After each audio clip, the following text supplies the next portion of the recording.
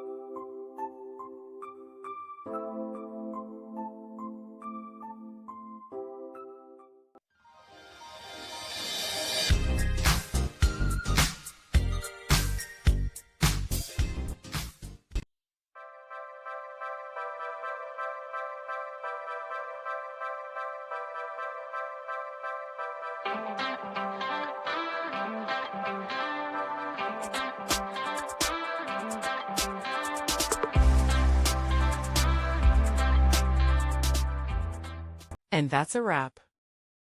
I hope you found the answer you were looking for. If you did, take a second to hit that subscribe button. It really helps out. And let me know in the comments which solution worked best for you. See you next time in the debug zone.